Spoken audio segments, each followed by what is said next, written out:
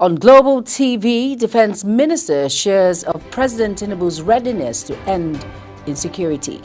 In business, former President Obasanjo blames African food insecurity on policy somersault. And on the foreign, Mozambique protests turned violent over disputed election. And in sports, Confederation of African Football keeps parties in suspense over Nigeria-Libya case. Hello and welcome to all our viewers in Nigeria and around the world to News Prime on Global Television.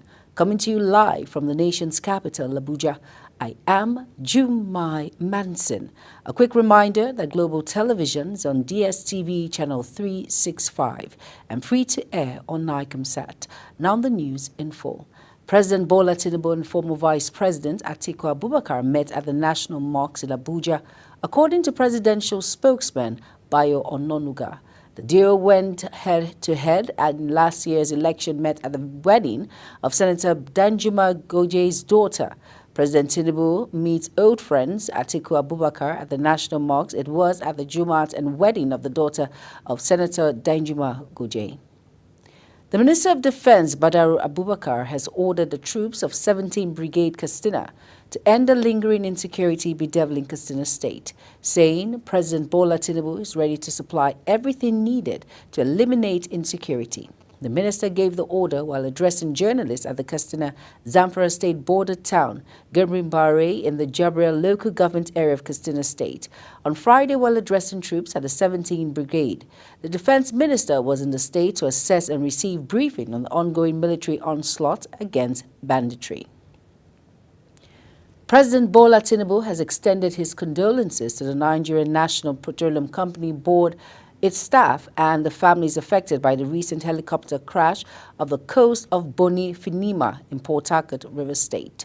A statement released by Bayo Ononuga, special advisor to the President on Information and Strategy, says Tinubu expressed his deepest sympathies to the family of those lost, affirming his solidarity with the grieving parties. Over now to Kano local government polls, the Kano State Independent Electoral Commission says all arrangements have been concluded for the Saturday's local government election across the state. Addressing a news conference, the chairman of this commission, Professor Sani Lawan Mafulfashi, said 6 political parties are participating in the election. Malufashi, who also spoke on the court ruling, stressed that the Federal High Court has no jurisdiction to interfere with the election in Kano State. The All Progressive Congress has withdrawn from the upcoming Kano local government election, according to the chairman of Kano State Independent Electoral Commission, Professor Sani Malafashi. He announced the party's decision during a news conference.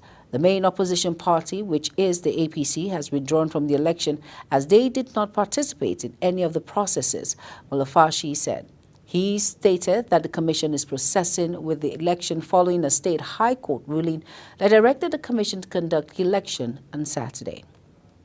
The Nigerian Guild of Editors, in partnership with Imo State Government and the United Nations Children's Fund, UNICEF, has organized a 2-day workshop on developmental journalism for the Southeast, South-South region of Nigeria. The workshop, held in Owerri, Imo State capital, brought together editors and journalists from across to discuss ways to promote developmental journalism and telling stories that are people-centered. Imo State correspondent Amarachi Ibe completes the report. Gathered in this hall are media practitioners from various media organizations to discuss the role of the media in regional development. The theme of the workshop, "The Media as Partners in Regional Development," was chosen to reflect the need for journalists to focus on stories that promote social change and developmental projects in the Southeast and South-South geopolitical zone of the country. Declaring the workshop open, the Imo State Governor, Hope Uzodinma, represented by his deputy, Chinyere Komaru, expressed happiness to address the editors at the workshop, which he said align with his administration's commitment to regional renaissance for the sake of development. He observed that responsible journalism is the cornerstone of accountability and good governance. Yes, your pens and your keyboards wield immense power, the power to inform, educate, and mobilize our people towards a shared vision of development. Responsible journalism is the cornerstone of transparency, accountability, and good governance. President of the Guild of Editors, Eze Anaba, emphasized the important role of the media in regional development by drawing the attention of good government and relevant agencies to the plight of the people. The stories we tell can shine light on solutions, foster collaborations across sectors, and empower citizens to take action. Our discussion today will focus on how we can strengthen the media's role in highlighting developmental issues, fostering accountability, and promoting inclusive growth. I encourage each of you to bring your insight, experiences, and creativity to the table. Participants at the workshop says there is need for both donor agencies and development partners to look into the plight of the people living in the Southeast and South-South geopolitical zone of the country, as well as other parts of the country. If the top echelon of media practice, who are basically the editors and managers of the media in the Southeast and South-South region, could tailor their news content to developmental journalism, issues that look on the people itself, not just government has said this, government has said that. At the end of the workshop, it is expected that participants will put into practice lessons learned in various media organizations to promote development in the two geopolitical zones. From Owerri, Amarachi Ibe, reporting for Global TV. Thank you, Amarachi, for that report. Participants rose from a one-day roundabout summit with a call on political parties to ensure that women are given more opportunities for leadership roles in the country. The summit, which was organized by Inter-Party Advisory Council in Abuja, had other participants drawn from development partners and political sectors. Global television correspondent Anthony Momodu tells us more. In an address of welcome, the national chairman of the Inter-Party Advisory Council, Yusuf Dantali, highlighted the importance of inclusivity of marginalized groups in the nation's democratic journey, especially women groups who make 50% of the country's population. He observed that marginalization of women in governance would not augur well for the overall development of the nation. And the option of special seats for women. This is important, as the National Assembly is currently reviewing the Constitution and the Electoral Act with a view to amending them and ensuring full citizens' participation in politics, democracy, and governance. It will also ensure that no voice is left unheard and no person is left behind. Professor Oke Okechukwu urged women to speak up against ills and trends that showcase them in bad light, insisting that global representation of women in leadership has been changed in other countries. First, Nigeria must do more to offer women their opportunities. So when we speak of inclusivity, when we speak of representation and affirmative action, we also take time to ask ourselves, how many of the women standing for women are in touch with local women? How many of them are concerned about the dignity of womanhood? Which women organization have you heard getting up to say, look, I don't think it's right that whenever a musician is playing, it should be naked girls dancing?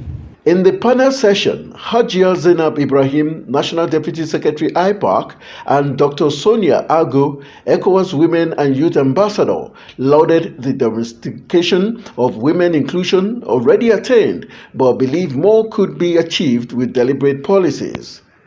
This year's summit is aimed at drawing the attention of the political class and nation on their need to give women more seats in the political and leadership space.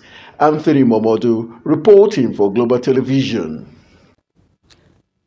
Thank you, Anthony Momodou, for that report. The Senate has approved 50% of the Consolidated Revenue Fund as source of funding for the newly created Zonal Development Commission by member states. The approval followed consideration and adoption of the report of the Senate Committee on Special Duties on the bills establishing the commissions. Earlier, the lawmakers were divided over the source of funding for newly created Zonal Development Commissions. The disagreement emerged during the clause-by-clause consideration of the South-South Development Commission, Establishment Bill 2024, which serves as a structural template for other zonal commissions. The Minister of Water Resources and Sanitation, Joseph Usvez, has sent technical experts to alleviate the dams in Imo to create a robust action plan to tackle challenges facing dam construction. The Deputy Director, Technical Diversion Head of the Ministry, Abiola Oluwatosin, made this known to newsmen in Owerri. She says the technical subcommittee inaugurated by Water Resources and Sanitation Minister was in Southeast to critically analyze the structural integrity of dams in Nigeria. We are in the zone to equally assess the environmental social impact of dams on the local communities and extended environment, especially on the ripening communities. Oluwatosin added the essence of the technical subcommittee visit to the dams would be to have a robust action plan that will address flooding, irrigation, power supply, and hydropower development of the country. We have visited the Ivo and Adada Dam in Enugu State and Amazari and Iyashi Dam in Imo State. Sokoto State House of Assembly has endorsed the continuation of subsidized food and supply and other commodities to the people of the state. The Assembly also approved that a commendation letter be written to Governor Ahmed Aliyu for the bold step taken to eliminate the plight of the people. The state government had recently procured and dispersed foodstuffs to the people of the state at subsidized rates. The approval of the letter followed a motion of urgent public importance presented by Abubakar Shehu and seconded by Shehu Aliyu during the Assembly's plenary session.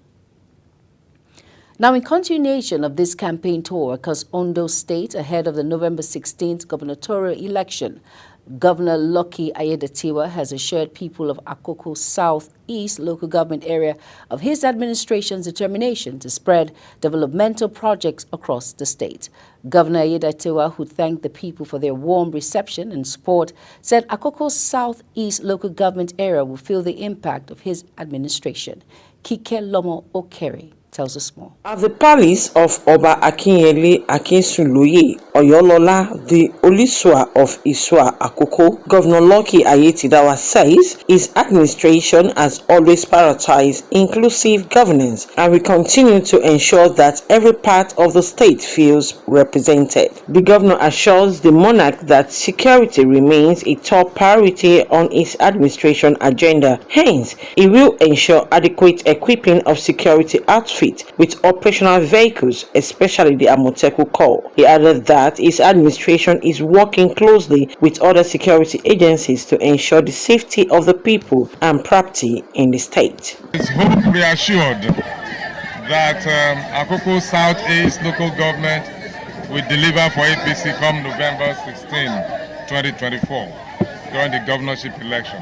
Like you said, I've been to almost all the major communities here.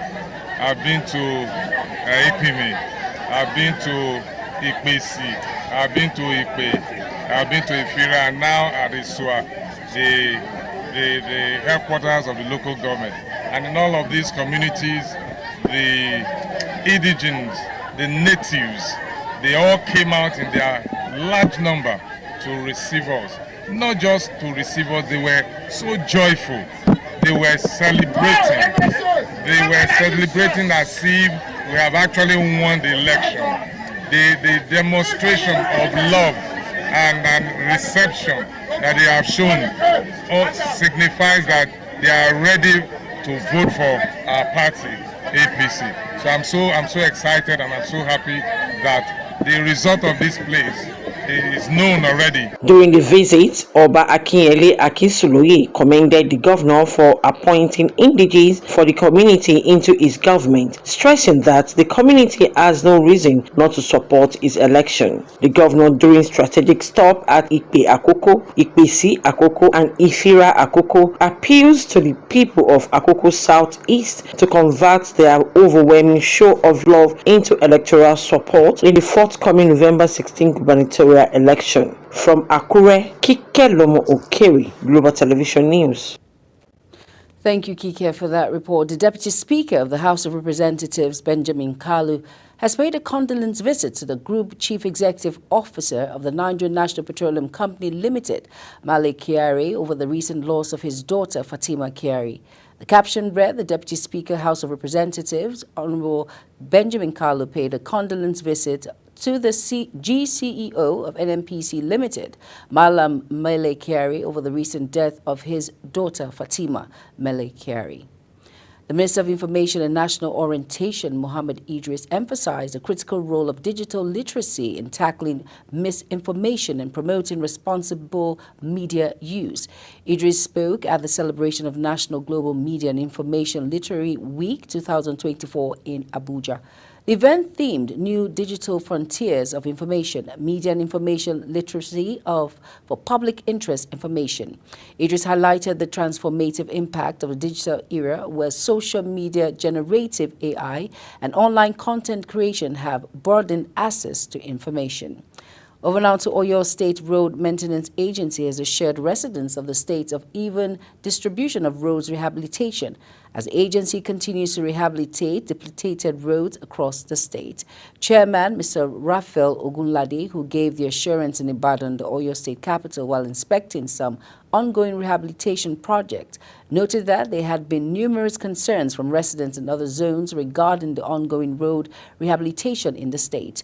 Responding to the inquiries, Ogunlade said Governor Seyi Makinde has assured the residents of Oyo State that this rehabilitation process is not only going to be done in Ibadan alone, but will definitely extend to other zones till the whole of Oyo is covered. The Federal High Court in Abuja denied a request by the Rivers State government to stay proceedings in a suit seeking to halt the allocation of funds to the 23 local government areas in Rivers State. The presiding judge, Justice Joyce Abdul Malik, dismissed the request after hearing arguments from the state's counsel, Godi Uche, and the plaintiff counsel, Joseph Daudu. The judge found the request to be unmeritorious and mischievous. The Rivers State House of Assembly and its Speaker, Martin Amawule, had filed the suit, urging the court to direct Central Bank of Nigeria to withhold the state's local government fund allocation. The fractional national chairman of the All Progressive Grand Alliance, Slay Ezod Kenwa, has commended the appointment of Bianca Odumegwe Ojukwu as the Minister of State for Foreign Affairs. Ezekanwa, who was elected as the national chairman of the All Progressive Grand Alliance in 2023, following the completion of a two-term tenure by the former national chairman, Victor Oye, noted that the move by the president is audacious and laudable. President Bola Ahmed Tinubu has started a reform of the livestock industry to increase its contribution to the nation's economy. This comes barely a day after the Ministry for Livestock Development announcement. The president stated that the long-term neglect of the livestock sector had weighed heavily on the country's import bills, with milk and dairy products accounting for $1.2 billion to $1.5 billion. The president, who opened a two-day consultative workshop on livestock reforms on Thursday at the State House Conference Center, Abuja, pledged government support in revamping and repositioning the sector to create employment and attract foreign direct investment. The Benue State government has pledged to domesticate the Disability Act in the state. The secretary to the state government, Deborah Abre, gave this assurance when she received the executive director of the Inclusive Friends Association, Grace Jerry, and her team in her office. Abre acknowledged the importance of the act and commended the team for pursuing a worthy cause. The SSG noted that the bill, which had already been presented to the State Executive Council, will soon be reviewed to ensure its domestication. The member of the All Progressive Congress National Working Committee, Tolu Bankole, has praised President Bola Tinubu for appointing Dr. Natemwa Iwada as the Minister of Humanitarian Affairs and Poverty Reduction. Bankole, who serves as the ruling party's national leader responsible for attending to persons with disability matters, expressed his gratitude in a statement issued in Abuja. His commendation comes just 24 hours after the presidency announced the appointment of the former APC governorship candidate in Plateau State. According to Bankole, the appointment reflects Iwada's dedication and outstanding contributions to the welfare of vulnerable groups in the society. You're watching News Prime on Global Television, coming to you live from Nigeria's capital, Abuja. When News Prime returns, pensioners threaten protest as federal government forced states owe 193 billion naira. Details of these and more right after this break. Stay tuned.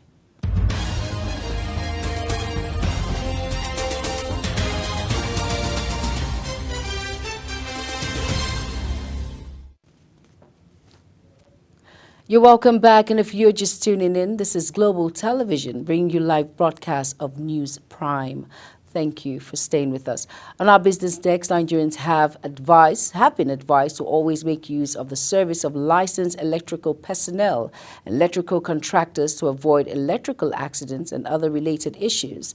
This advice was given by the Minister of Power, Adebayo Adelabu, in an address he delivered at the two-day Electricity Supply Industry Safety Conference 2024 organized by the House of Representatives Committee on Safety Standards and Regulations in collaboration with the Association for Public Policy Analysis in Abuja. The minister, who was represented at the occasion by the Managing Director and Chief Executive of the Nigerian Electricity Management Service Agency and Chief Electricity Inspector of the Federation, Engineer Aliyu Tukur Tahir, stated that the advice had become necessary in order to avoid frequent electrical accidents and associated hazards. Reports gathered say the backlog of pensions owned by the federal and state government have increased to over 193 billion naira.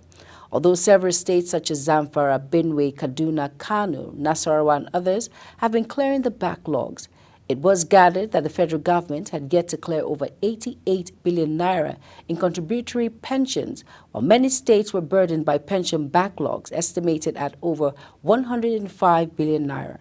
The spokesman for the National Union of Pensioners, Bumi Ogunkolade, speaking to newsmen, confirmed that the federal government had yet to clear 88 billion naira accrued right under the contributory pension scheme from March 2023 to date. The scheme was introduced by the Pension Reform Act of 2004, and under this law, employees and employers jointly contribute to a retirement saving account for each worker, making pensions more sustainable. On our foreign scene now, UN Secretary General Antonio Guterres informed Russian President Vladimir Putin on Thursday that his invasion of neighboring Ukraine breached the United Nations Charter and international law. According to a readout of their meeting, the UN Secretary General met with Putin on the sideline of the BRICS summit in Gazin, Russia, following a speech in which Guterres called for a just peace in Ukraine. He reiterated his position that the Russian invasion of Ukraine violated the United Nations Charter and international law, stated a readout from the UN chief spokesperson after their meeting, which had faced criticism from Kyiv. Over now to Kamala Harris was crowned as the Democratic president's nominee at a jubilant national convention in Chicago for thousands of party faithfuls. She was the electoral savior, replacing an 81-year-old incumbent who seemed incapable of defeating Donald Trump and winning another term. But even then, senior party strategists told they worried Democrats were overconfident about her path to victory. Now, as election day looms and anxieties grow, it seems their concerns were well-founded. There is no doubt that Harris enjoyed a surge of momentum and an instant and significant boost in the polls compared to President Joe Biden, who was lagging far behind Trump. Yet it appears she was winning back those who normally vote Democratic anyway. But who had worried about Biden and his age? For victory, Harris needs to attract voters from beyond the Democrats' base while holding together the fragile coalition that helped Biden win in 2020. Popular Chicago rapper Little Dark, whose real name is Derek Banks, is currently incarcerated at Bowen County Jail, facing federal charges including a murder of 3 higher charge. His arrest was said to have been carried out by U.S. Marshals between late Thursday and early Fridays. Little Dark's arrest coincides with the indictment of 5 members of his Chicago-based crew, only the family who have been charged as co-conspirators in Los Angeles murder for hire plot. It remains unclear whether Dark's custody is directed related to an ongoing investigation, while the timing has drawn significant attention. On sports now, the Confederation of African Football is keeping all concerned in suspense after failing to announce its verdict on Wednesday as regards the Boch AFCON qualifying Group A fixture, scheduled for October 15th at Binana Mertel Stadium. It appears the football body has yet to arrive at the decision, with beIN Sports revealing that the disciplinary committee entertained explanations from both parties on Wednesday via video conference, with Libya and Nigeria duly represented. CAF had previously decided to cancel the Libya-Nigeria match after the Nigerian national team left Libya in protest at the diversion of its flight to Laberk Airport, where they were locked in for 18 hours with neither food nor water. Still on sports, Super Eagles defender Shehu Abdullahi has backed Shehu Diko to succeed as Director General National Sports Commission. Abdullahi, who is currently serving a brief loan stint with Kano Pillars, made this observation following Wednesday's appointment of the former chairman of the league management company. The appointment, which was announced in a statement by the presidency after Wednesday's Federal Executive Council meeting, came as part of the 8 far-reaching actions made of revigorating the administration's capacity for optimal efficiency. Notable among the charges in the ministerial reshuffle was the transfer of functions of Ministry of Sports Development to National Sports Commission and the move of Senator John Owe Eno from the Ministry of Sports Development to Ministry of State for Trade and Investment. To end News Prime on Global TV, here's a quick look at some of our top stories again. Defense Minister has assured Nigerians of President Tinubu's readiness to end insecurity. In business, former President Obasanjo has blamed Africans' food insecurity on policy somersault. On our foreign scene, Mozambique protests have assumed a violent dimension over disputed election. Finally, in sports, we told you Confederation of African Football has kept parties in suspense over Nigeria-Libya case. And that's it on News Prime, and it came to you live from Nigeria's capital, Abuja. A quick reminder that Global Television is on DSTV channel 365, Star Times channel 276, and free to air on Iconsat. Kindly follow us across all social media platforms by using the Global TV News and other handles now showing on your screen. I am Jumai Manson. Thank you for watching. Bye-bye.